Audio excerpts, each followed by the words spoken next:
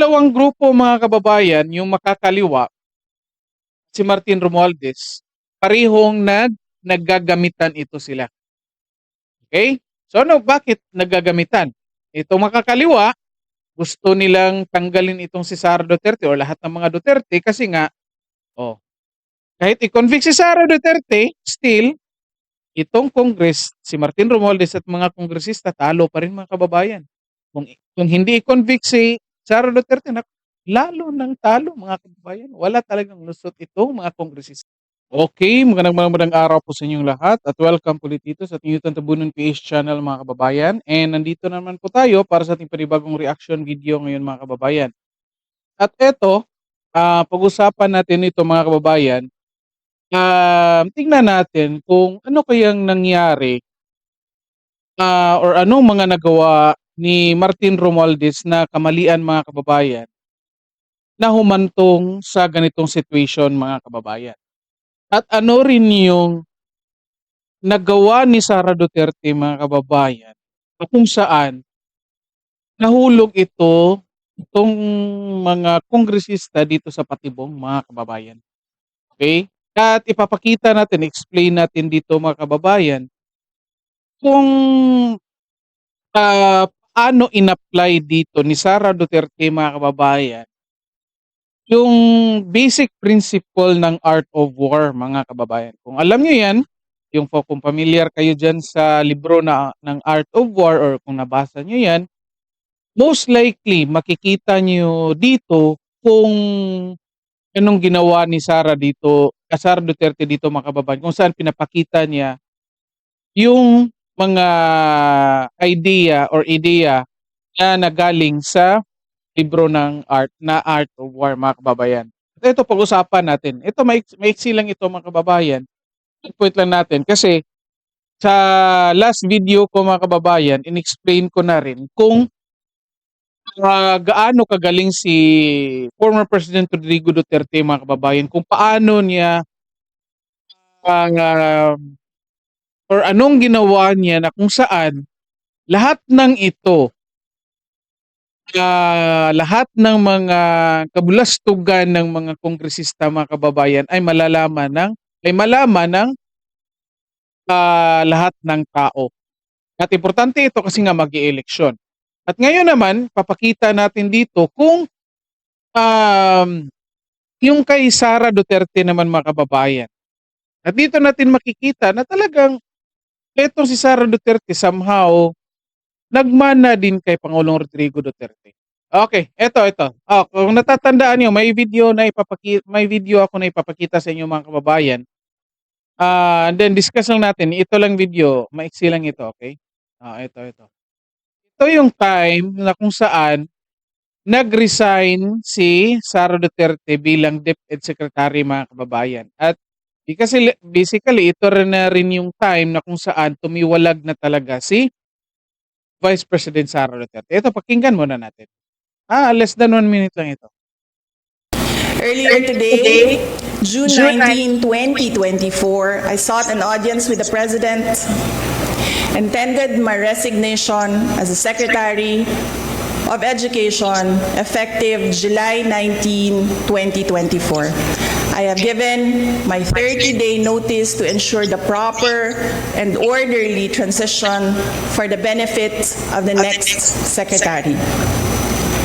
Mga kababayan, ang aking pagbibitiw ay hindi lulan ng kahinaan, kundi dala ng tunay na malasakit para sa ating mga guro at kabataang Pilipino. Okay. Yan na. Maiksi lang. Sabi ko sa inyo, maiksi lang mga kababayan. Ito, analyze natin mga kababayan. Di ba magkasama ito sila? Unit team nga sila. Bongbong Marcos, Vice President Sara Duterte, at kasali na din doon si Martin Romualdez mga kababayan. Okay? Kung natatandaan niyo, sunod-sunod na ito. Okay? Hindi ko lang matandaan kung ano yung unang lumabas nung tinawag ba ni Sara Duterte na tambaluso si Martin Romualdez or itong pag-resign niya. Comment kayo dyan kung ano yung nauna. Basta ito yung analysis natin mga kababayan. Kung napapansin ninyo, pagkatapos mag-resign ni Sara Duterte, mga kababayan, or tumiwalag sa unity, mga kababayan, nanahimik lang si Sara Duterte. Okay? On the part of Martin Romualdez, mga kababayan, only corruption na sana yun. Okay? Kasi nga ito, naging speaker siya. Take advantage niya kontrolado niya lahat ng Congress, mga kababayan. Only corruption na sana. Kaso lang, kung ikaw si Martin Romualdez na nag-i-enjoy na nangungurakot ngayon sa taong bayan at alam mo na may isang taong dating kakampi mo na may alam din sa ginagawa mo at ngayon nananahimik. Sa tingin nyo ba magiging kampante kayo na ipagpatuloy yung ginagawa nyo na hindi nyo muna sisirain yung tao na yun? Kaya nga, ito yung nangyari, mga kababayan. Ito yung nakikita natin na alam ni Martin Romualdez na may nalalaman si Sara Duterte diyan sa ginagawa nilang pangungurakot kasi nga siya yung DepEd Secretary. May in-insert silang budget diyan sa DepEd kung saan katapos i-release ng budget, nanghihingi sila diyan. Of course, alam natin yan lahat. Sinabi na yan ni Sara Duterte, mga kababayan. Again, nung una nanahimik lang si Sara Duterte. So basically, parang nabalisa, hindi na parang ano bang Tagalog sa di mahimutang. Hindi na mapakali yan pala. Oh. Hindi na mapakali si Martin Romualdez, mga kababayan, na patuloy siyang nangungurakot, kanya't alam niya na may tao na posible darating ang panahon na ito magsasalita. So while nangungurakot siya, kailangan niya itong sirain si Sara Duterte, mga kababayan. Anong ginawa niya? Ito, nakikipag-usap siya. Kung natatandaan yung sinabi ni Sara Duterte noong 2023 pa, nakikipag-usap si Martin Romualdez dito sa makakaliwa. So ito yung nangyari. Itong dalawang grupo, mga kababayan, yung makakaliwa, si Martin Romualdez, parehong naggagamitan ito sila. Okay? So bakit naggagamitan? Itong makakaliwa, gusto nilang tanggalin itong si Sara Duterte o lahat ng mga Duterte kasi nga linalabanan sila nito. Simula nung time ni Pangulong Rodrigo Duterte as mayor sa Davao na naging presidente na at nung pumalit na si Vice President Sara Duterte dun sa Davao, kinalaban itong mga makakaliwa. At alam nila na talagang hinik sa lalamunan itong mga Duterte para sa mga makakaliwa, mga kababayan.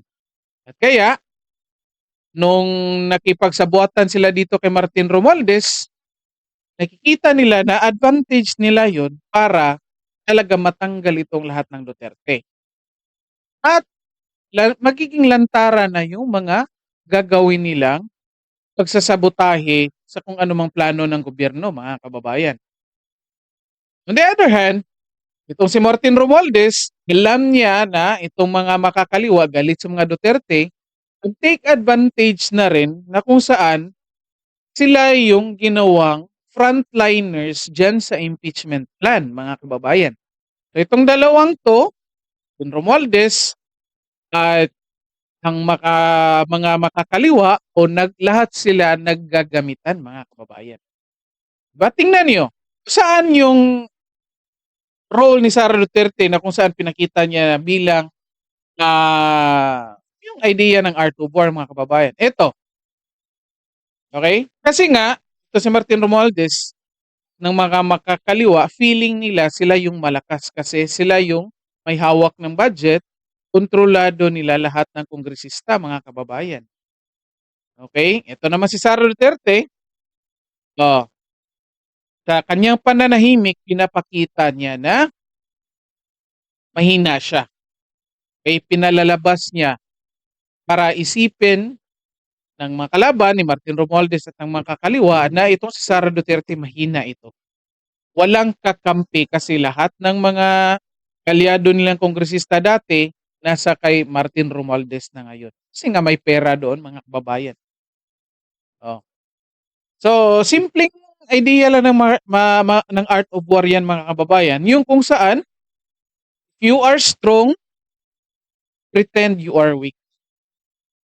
Okay? If you are weak, pretend you are strong, mga kababayan. So ito yung mga nangyari. Okay? So dito pinapakita, ito si Martin Romualdez, mga kababayan, mahina talaga ito. Hindi lang sa survey, ako nakikita ko mahina mag-isip ito mga kababayan kasi hindi niya nakita itong mga pangyayaring ito eh. Ang iniisip lang niya na kung bigyan mo ng pera yung mga kongresista, pupunta na yan sa iyo. Tama nga naman. Pero darating yung time na lalo na kapag wala ka na sa posisyon, yung mga kongresista na yan babaliktad. At ngayon nag-umpisa na. Nilalaglag na si Martin Romualdez doon sa mga kongresistang nag-explain kung bakit sila pumirma. Nilalaglag na nila. Pinapakita na nila na ang hostage ito si Martin Romualdez sa budget. At the same time, yung mga nagiging puppet master ito. Ginawang puppet yung mga kongresista. Yung mga kongresista naman naging puppet kasi nga may pera. At nailabas na rin ng mga Duterte, lalo ni Sara Duterte, na kung saan itong mga kongresista walang alam kung anong tungkulin ng isang kongresista. Napakita ng alam lang nila ay magbigay ng ayuda at ng proyekto sa kanilang distrito. Yan nga sa pananahimik ni Sara Duterte, lumalabas na perceive na ni Martin Romualdez, mga kababayan, na itong si Sara Duterte mahina ito. Kaya akala nila na talagang mahina si Sara Duterte. Ito yun na nga, nag-take advantage sila, tinira na nila sa budget, tinira nila. Doon mga kababayan, umpisa na ng kung saan nangangalap lang pala itong si Sara Duterte na mga katibayan o proof para kung magsasalita siya, may ipapakita siyang katibayan.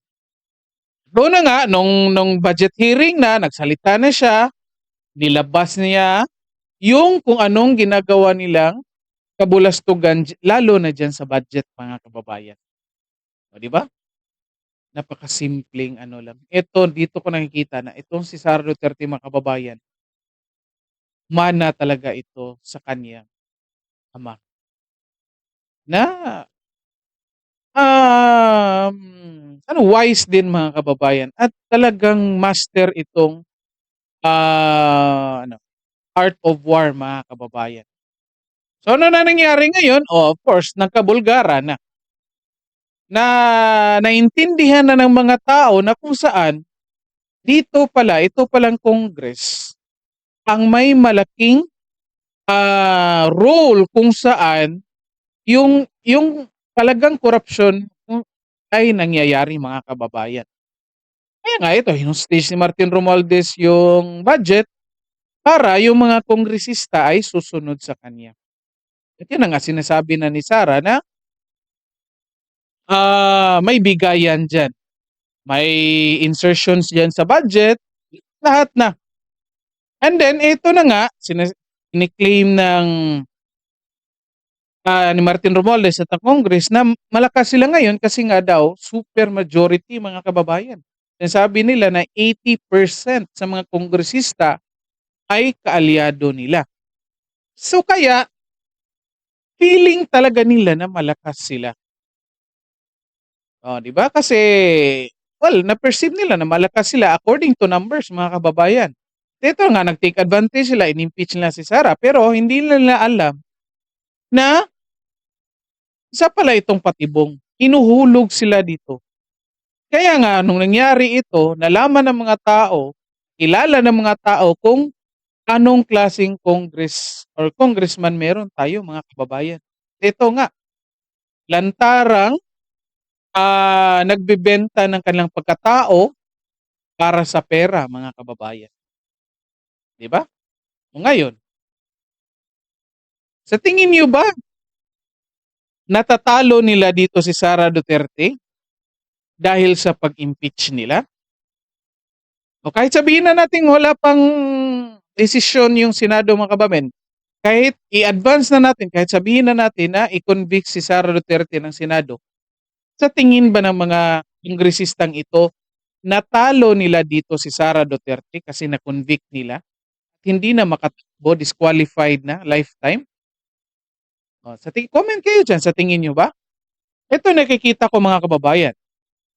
It might be, kung ma-convict itong si Sara Duterte, lalabas na parang sacrificial lang si Sara. In exchange mga kababayan, ng pagbukas ng mata ng taong bayan kung saan talaga yung korupsyon na nangyayari. Ito na nga, kung ma-convict man lang itong si Sara Duterte mga kababayan, hindi na makatakbo, still, nalaman ng mga tao kung gaano kakurap itong si Martin Romualdez at ang mga kongresistang kaalyado nila ngayon. Yung 80% na sinasabi nila mga kababayan. Kasi nga, galing na sa kanilang bibig na pumirma sila kasi nangangamba sila na baka hindi i-release yung budget mga kababayan. Again, huwag kayong matakot, huwag kayong mag-alala. Kasi alam natin, of course, in terms of evidence, impante tayo, may tiwala tayo dito kay Sara Duterte. Yet, hindi lang talaga natin kontrolado kung yung mga senador na baka bigayan niya ng pera, babaliktad yan. Nonetheless, mga kababayan, kung i-convict man lang si Sara Duterte, at least, malaman ng mga taong bayan or mabuksan yung mata ng taong bayan mga kababayan nga itong mga taong to, itong mga kongresistang ito, itong mga senador ay binibenta yung kanilang paninindigan. Para sa akin mga kababayan, somehow sapat na po yan in exchange doon sa pag-disqualify nila kay Sara Duterte. Kasi every election mga kababayan, mariremind tayo sa ginawa ng mga kongresistang ito mga kababayan at soon sa mga senador na yan na mag-convict kay Sara Duterte. Kahit sabihin nilang, lifetime disqualification naman kay Sara Duterte. Well, sa tingin ko mga kababayan, okay lang kay Sara Duterte mga kababayan. Kasi nga, mamumuhay ng tahimik na si Sara Duterte. Yan naman yung hinahanap niya. Tayo lang namang ordinaryong Pilipino ang nag-request kay Sara na tumakbo kasi nga itong mga Duterte nakikita nating pag-asa na talagang totoong may malasakit sa taong bayan at makalaban sa mga corrupt officials mga kababayan. Kung ma-impeach, di manahi, naumuhay sila ng tahimik, tayo naman, alam na kung sino yung mga kongresistang handang ibenta yung kanilang sarili mga kababayan. Di ba? Napakasimple lang. Napakasimple lang na ginawa ni Sara mga kababayan na talagang ito.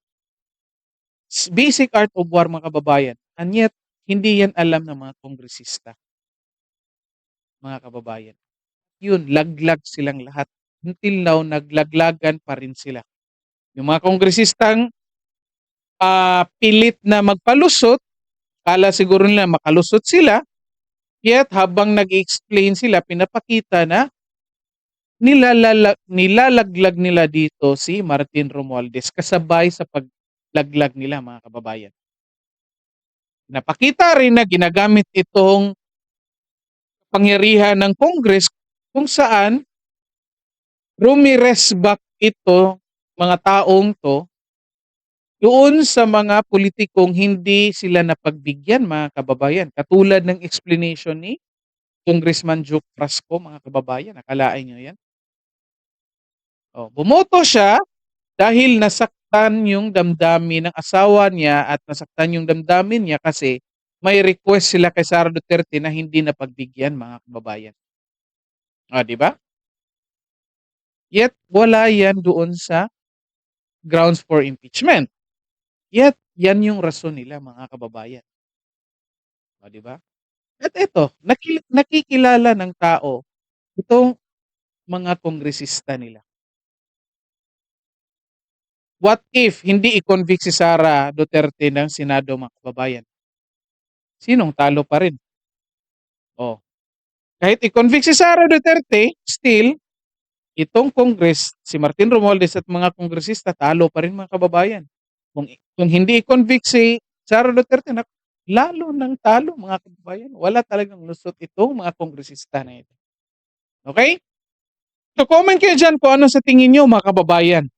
Kung anong sa tingin nyo dito sa argumentong pinisinta ko sa inyo. Okay? And then, dito na lang po muna tayo. And then, tingnan pa rin natin yung ibang mga nangyayari ngayon. Okay? Paki-like and share ng video natin and then paki-subscribe na rin po sa channel. Okay, maraming salamat sa lahat at magandang araw sa inyo.